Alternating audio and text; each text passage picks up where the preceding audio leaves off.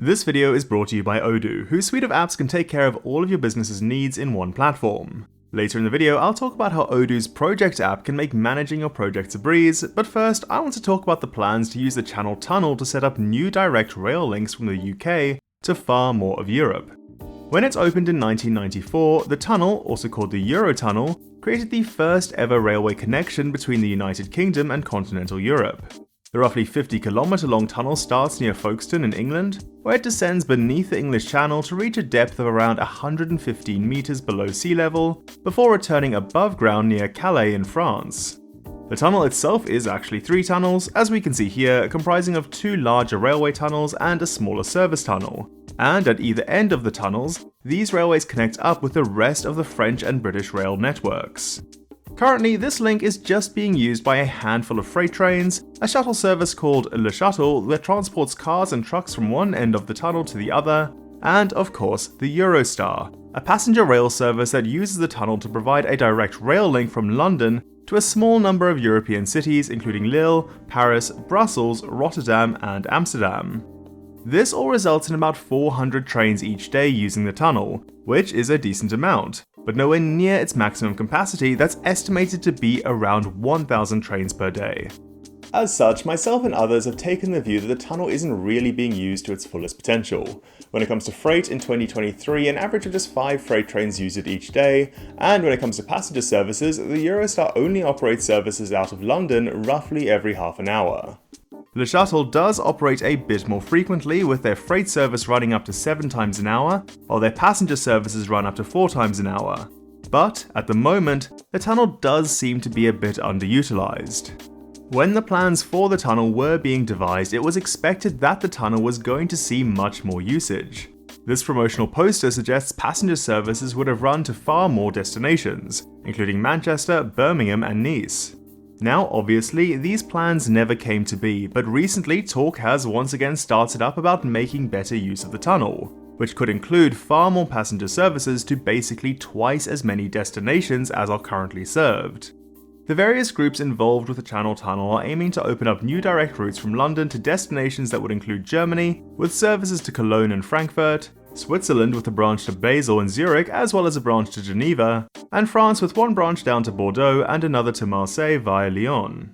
On top of that, a handful of new potential operators who are looking to give Eurostar some competition have hinted at new routes that could include Milan and Strasbourg, as well as potentially bringing back international services to 2 stations in the UK that have previously hosted them but don't today, with those being Ebbsfleet International and Ashford International. This all comes as Eurostar has set themselves a target of carrying 30 million passengers per year by 2030, up from 19 million today. Now, in my view, this all sounds pretty great. As I said, I think up until now the Channel Tunnel has not been being used to its fullest potential, but the addition of all of these new services and destinations will see it become substantially more useful. Of course, at the moment, travel between the UK and Europe is dominated by air travel, but by opening up these new direct international routes, the train will become a much more viable option for travel to the cities that will gain direct connections, and it will also make a lot of other destinations accessible by train with just 1 or 2 changes. This will all be great from a customer experience perspective, as trains are generally more comfortable than flying, as well as more convenient as they tend to drop you right in the centre of your destination as opposed to on the outskirts as is usually the case with airports. But it's also majorly beneficial from an environmental perspective, as we can see here where the Eurostar emits barely a fraction of the emissions when compared to travelling by plane. And on top of that, opening up these new routes would likely bring significant economic benefits as well. Currently, the existing train service between London and Europe generates around £427 million of economic benefits for the UK and continental Europe each year, so one could imagine that dramatically increasing the number of services and destinations could also bring big increases to these economic benefits. With that said, creating new international rail routes between the UK and Europe won't be a small task. We're talking about complex planning, tight timelines, and juggling a whole lot of moving parts. However, it could be made a whole lot simpler with Odoo, an all-in-one management software that answers all of your business needs. Today, I'd like to show you its Project app, which is built to keep projects of all sizes streamlined and organized. You can start by creating a project, like International Rail Expansion, and then customize its stages. I'll go with To Do, In Progress, and Completed. Next, add your tasks, for example, purchase new trains, and fine-tune them with things like assignees, deadlines, and subtasks. And if you're working with internal or external stakeholders, like say a key contact in the Department for Transport, you can add them as followers on the task and communicate with them via email and log notes in the chatter. Staying on top of these tasks is also made easy, as the app gives you multiple views, including a standard list, a Kanban view where you can easily drag tasks between stages, as well as a Gantt view that lets you visualize your project's timeline. But I think the coolest part is how Odoo's apps work together, like how the Projects app can integrate with the timesheets and invoicing apps, so you can track time and even create invoices based on task work. If you want to give it a try, your first Odoo app is free forever and with unlimited hosting and support. And if you want to upgrade and access the full suite of apps, you can do so starting at only €19.90 a month. So head to this link, which you can also find at the top of this video's description, when you're ready to get started. But now, back to those very ambitious plans for more direct international trains from the UK. And we do have to ask the question of how will these plans be achieved, because as anybody who follows transport infrastructure can tell you, it's rarely as simple as just adding a bunch of new routes. Now, in this case, thankfully, at least in some ways it is. None of these new routes are going to require any new lines to be built, as they would just be reusing existing ones. All of the proposed destinations are already served by relatively extensive high-speed rail networks that these future services can make use of. For example, there is already a service connecting Frankfurt and Brussels, and of course there's a Eurostar service connecting Brussels and London, so a future Frankfurt to London line could just combine these two segments into one longer route. In some ways, however, it's not quite this simple, as the rail networks in various European countries have not been built to the same standards. That said, the earlier Eurostar trains were based on the designs of some of France's high-speed TGV trains, which means interoperability with large parts of the French network is pretty good, and the latest rolling stock, called the E320, or British Rail Class 374, has been built with compatibility for places like the Netherlands and Germany in mind. There is more complexity than just the trains though, as any stations these trains connect to from London are going to need passport and border control facilities. And because most of these stations only serve destinations within the Shenzhen area, meaning passport checks aren't typically required, these facilities would now need to be built specifically for these London routes.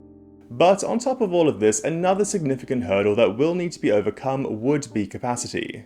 I'm only going to talk about the UK side of this, although it's likely that lines and stations on the European side might run into capacity issues as well. One of the main things limiting how many international passenger services can be run from London is the capacity of the city's international rail station, St Pancras International. At the moment, this station can handle about 1,800 international passengers passing through it each hour. This puts a significant limit on the station's international capacity, and currently makes adding all of these newly proposed services and routes a bit impractical. However, there are plans in the works to change this. London St Pancras High Speed is looking to expand their international passenger facilities to basically triple its capacity, from 1,800 passengers per hour today to around 5,000 once the expansion is complete. They're also hoping to dramatically streamline the security and passport check process to allow for a more turn-up-and-go style service, where passengers only need to arrive 15 minutes before their departure, as opposed to the 75 minutes Eurostar currently advises. For the time being, these plans are in early days, with London St Pancras High Speed having recently put out calls for a team to design the station's expansion. Now, I definitely think expanding St Pancras' international capacity will be worthwhile, but I also think additional capacity could be found by spreading the load out to more stations, and especially stations beyond just London. If we once again look at this poster, we can see that the Channel Tunnel was supposed to link to way more UK cities than just London.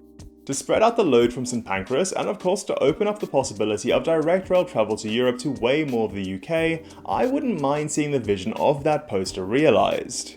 Now, there was actually a plan to do something like this in the form of what was called the HS1 to HS2 link.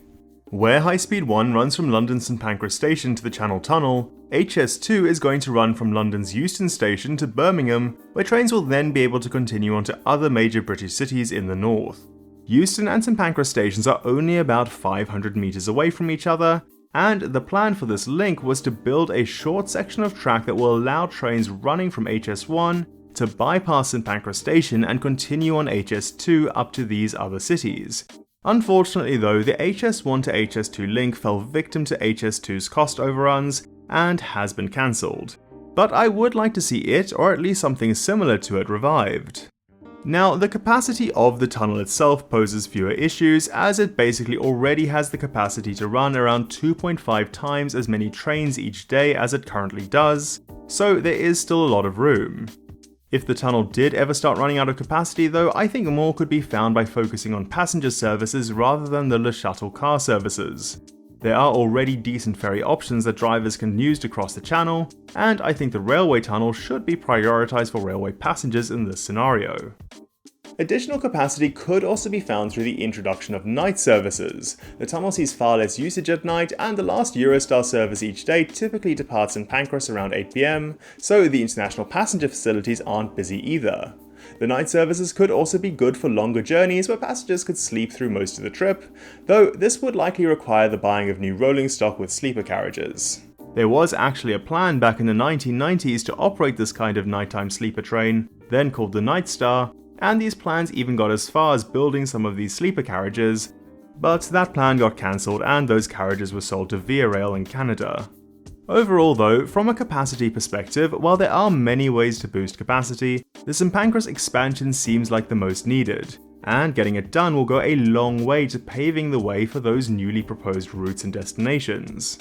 So personally, I'm glad the plans are moving forward to get this done. As I've mentioned, in its current state I don't think the Channel Tunnel is living up to its potential, but by adding more international routes, not only do I think this potential can finally be met, but I also think it will give travellers a more convenient, more comfortable and more environmentally friendly way of moving between the UK and Europe.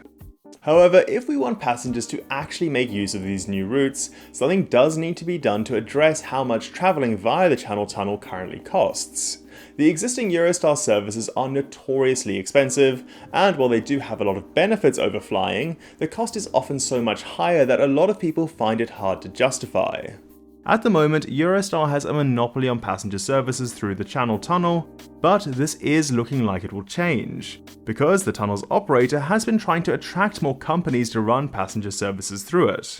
A number of companies have thrown their hats in the ring, including Italy's Trenitalia, who are hoping to start competing on the London to Paris route in 2029, with potential future services to Milan, as well as Richard Branson's Virgin Trains, who also hope to launch services by 2029 and are already in talks to purchase rolling stock for these services. There's also a new British company called Gemini Trains who have applied for a license to run trains to Paris, Cologne, Geneva and Strasbourg, as well as a Spanish consortium called Evelyn, who has apparently reached an agreement with Alstom for some trains to run on the London to Paris route. This should hopefully see a massive increase in competition, which a report has suggested should drive down fares by about 30%, which would be a big improvement. Even with this competition though, I would like to see governments stepping in to help reduce fares. If these governments are truly serious about their climate commitments, making it cheaper for people to switch from planes to trains should be a priority. Ultimately though, these plans point to a brighter future for the Channel Tunnel and international rail travel. They will unlock a load of new direct and convenient travel destinations, and capacity improvements will mean a whole lot more passengers are able to take advantage of this, especially if prices become more reasonable. And while I would like to see the opportunity for international rail travel expanded to a lot more of the UK, this still represents a good step forward, and over 30 years after its opening, could see the Channel Tunnel finally start to reach its potential. Well, as always, I hope you enjoyed today's video. If you did, consider giving it a like and subscribing to the channel. If you really enjoyed it, you could consider supporting me on Ko-fi, I do always appreciate it. And if you want to find me elsewhere, my Instagram is @city.moose, and my Twitter/X is @city_moose1. I'm not doing much with either account at the moment, though I'll probably start sometime. But, as always, I'm Kyle, aka City Moose, and thanks for watching.